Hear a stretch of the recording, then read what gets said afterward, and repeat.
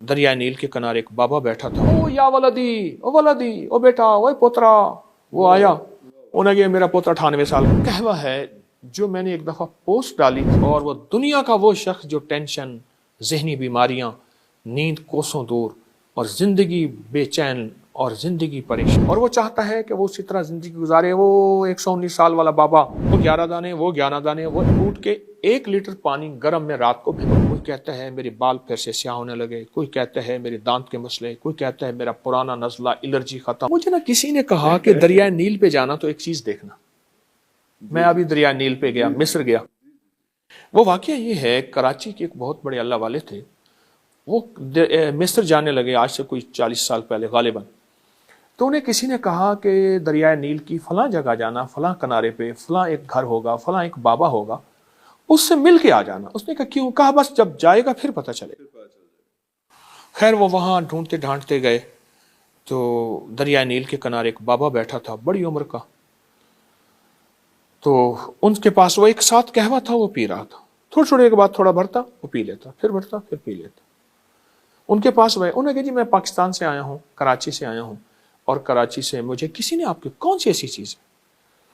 तो उन्होंने कहा कि मेरी उम्र 119 साल है। और एक बाबे को बुलाया, ओ या वलदी ओ बेटा ओ पोतरा। वो आया, उन्हें कहा मेरा पोता 98 साल का है। अच्छा, एक और बच्चा बेचारा भागता दौड़ता आया, उन्होंने कहा मेरा बेटा 6 साल का है। मुझे उन बुजुर्गों से एक और भी पता चला कि 126 साल का था। 119 तो ठीक है। अच्छा, वो राज क्या था? वो एक कहवा था। मैं दरियाए नील के वहां गया हूं। अच्छा, बाबा तो नहीं मिल सका मुझे, बाबा नहीं मिले। आप हैरान होंगे, तकरीबन 6,500 किलोमीटर लंबा दरिया है। और हदीस में आता है ये जन्नत के दरियाओं में से एक दरिया है। 4 दरिया हैं जो जन्नत में से निकल रहे हैं, नील जन्नत में। और उन हजरात ने नील को ऐसे संभाला हुआ है, 5 मंजिला जहाज मैंने खुद चलते देखे। अच्छा, वो एक कहवा है जो मैंने एक दफा पोस्ट डाली थी कि ठहरिए खुदकुशी करने से पहले ये पी ले।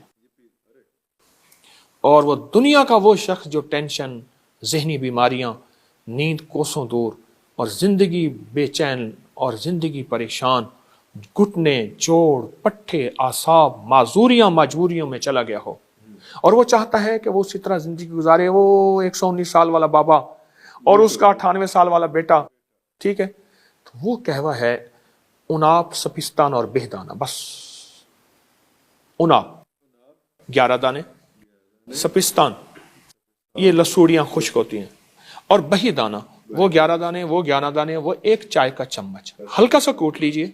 कूट के 1 लीटर पानी गर्म में रात को भिगो दीजिए।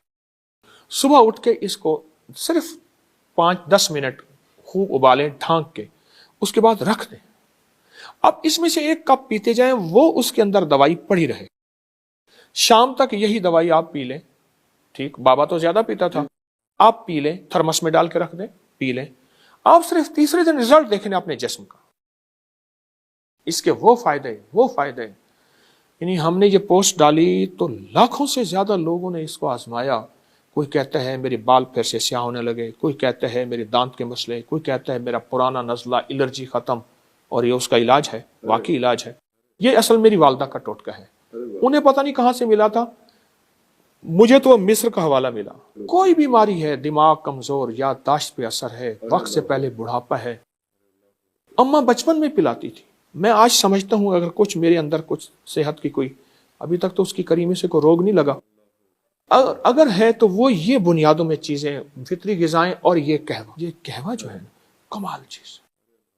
बस पीते जाएं और इसके रिजल्ट देख। हत्ता कि ये कहवा जो है ये घरेलू झगड़ों का भी इलाज है। बस आगे नहीं बात करूं। अल्लाह ने कायनात को 2 चीजों से जोड़ा है, एक मेहनत और दुआ।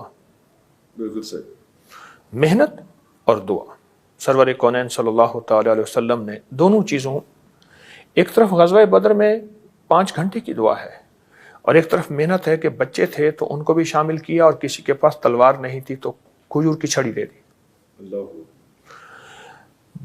हमारा जो अंग्रेज है उसने दोनों चीजें साथ ली हैं। हम उसको समझते हैं शायद वो मेहनत करता है।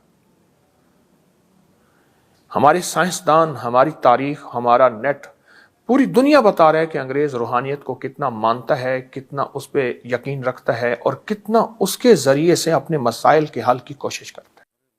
پوری تاریخ بھری ہوئی ہے. ایک تو ہمارے مزاجوں میں محنت گئی، کوشش گئی. ٹھیک، جو قومیں دیر سے اٹھیں گی، میں چند ملکوں میں گیا ہوں. میں ایک ملک میں گیا تو ہم سفر کر رہے تھے دوسرے شہر میں جانے کے. ہم نے کہا کھانا وہیں کھا لیں گے. سارا شہر سویا ہوا تھا. مغرب کے بعد بند. پھر بسکٹ 2-4 اوپر نیچے کر کے کھا پانی پی کے سو گئے. میری گزارش یہ ہے کہ روحانیت انہوں نے لی ہے،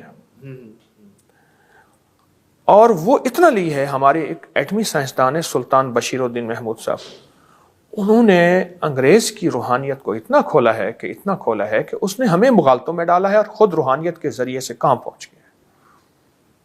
بھائی کہاں پتھر کے دور کی باتیں کر رہے ہیں، کہاں یہ کیا کر رہے ہیں. دنیا کہاں مریخ پہ چاند پہ پہنچ گئی.